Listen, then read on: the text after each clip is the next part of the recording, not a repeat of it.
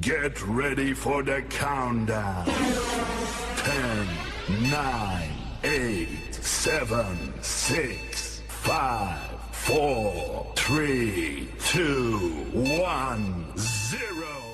It's still real to me, damn it.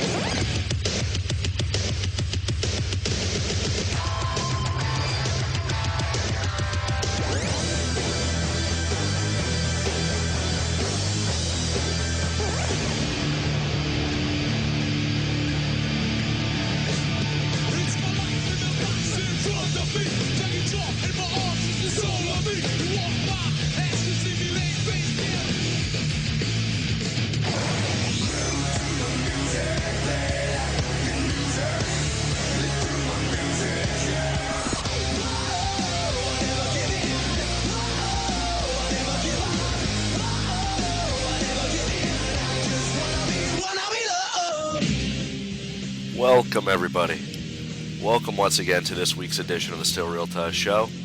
Available for download at wheelhouseradio.com and wrestlechat.net. April 19th, 2012, episode number 114. That is 114 straight weeks of the Still Real Taz Show. Since the day we started the show, we've gone every single week of giving you wrestling news, wrestling talk. And that's why we are the top wrestling podcast in all of the land. I am the champ, Jeff Peck, and joining me this week, once again, Redneck Revolution. Please rise up. Welcome back, the one and only Captain Obvious. Captain, how are we, my man? Doing really good. It's like old times. The pecking order is starting to take over and run everything. It's just like deja vu all over again, as Yogi Bear would say.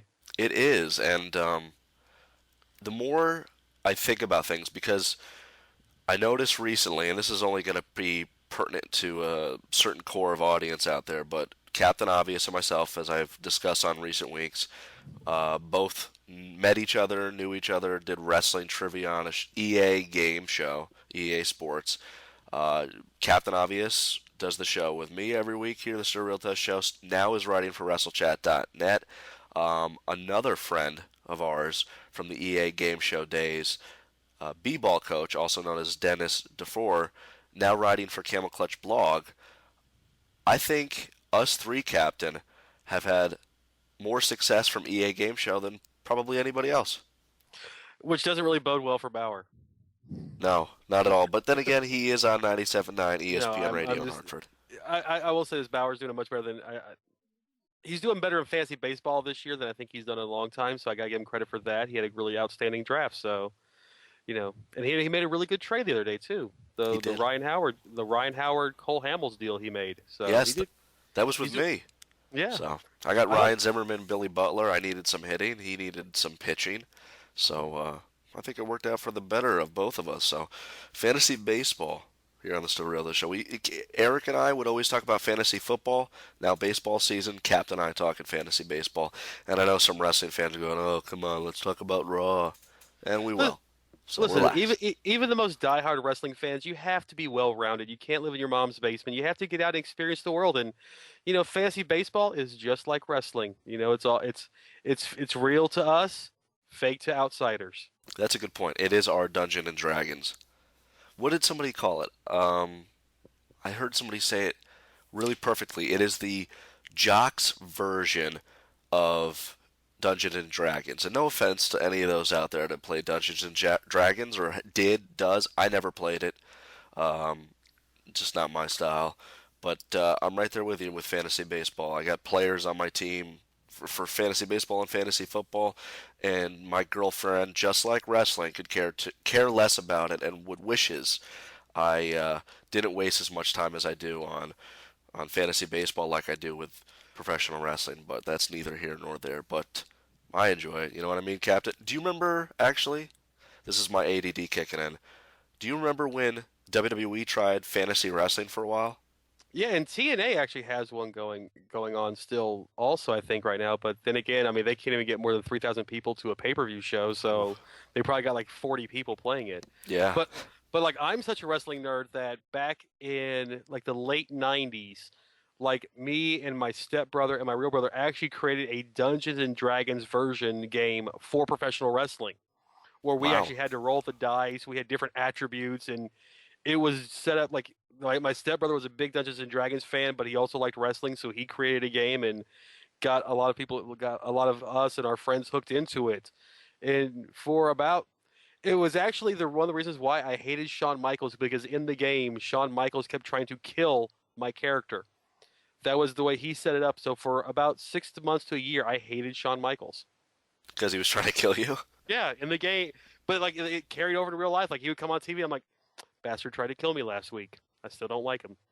Let me bring up another part of because you just reminded me of something, and I'll admit to this. And wrestling nerdum, I know there's other listeners, maybe yourself, Captain, did this at one time.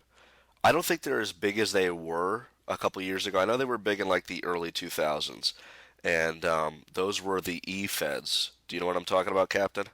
Yeah, yeah, I remember those. Where you would write like a long-winded promo basically, and and then whoever was the booker would uh, they would have a winner in the match, and you'd have titles, and there'd be promotions, and I remember there was like recruitment for certain promotions, and one that stood out to me, and I don't know if you ever heard of this EFED. Now this is amazing that we've gotten off on the nerdum of professional wrestling, but one of the biggest EFEDs that I remember back in my early heydays, there the early 2000s, so I was like 15, 16 years old, there was one called Prime Time Championship Wrestling, and I think the website still exists.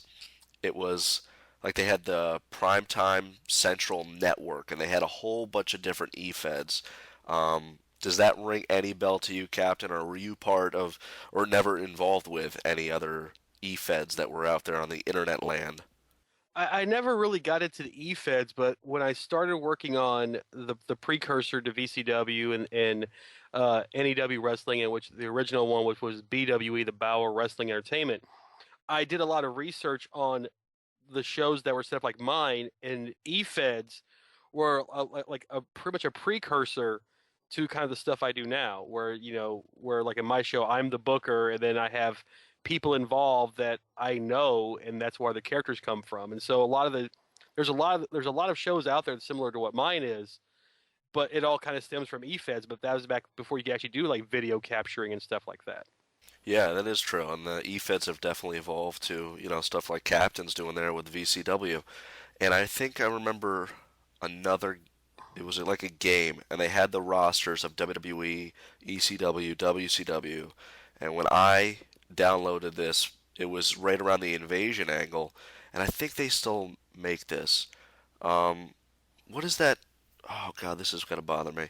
Captain, maybe you download it and it has every wrestler. You put them in matches. You basically book the entire shows. You book the Raws, the SmackDowns, the pay-per-views, and you pick the endings of the match, and then you would get a rating. I can't remember what it is, and I know people that listen to this show are probably going and yelling at this podcast, their iPhone, their iPod, wherever they're listening to us, they're yelling at us if they know this. Um, do you know what I'm talking about there?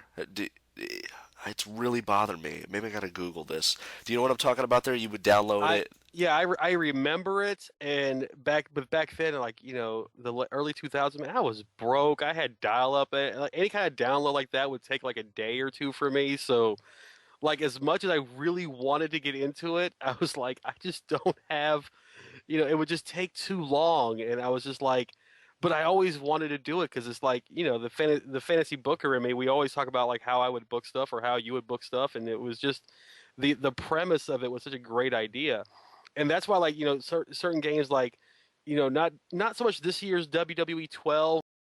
They have like the general manager mode where you can go in and kind of set up your own cards and your matches and then watch the computer fight it out. And there was a game a couple years ago that actually gave you ratings on how well your matches turned out. So it was kind of like in a sense like THQ was incorporating that into their games for a while. They had that in the WWE games.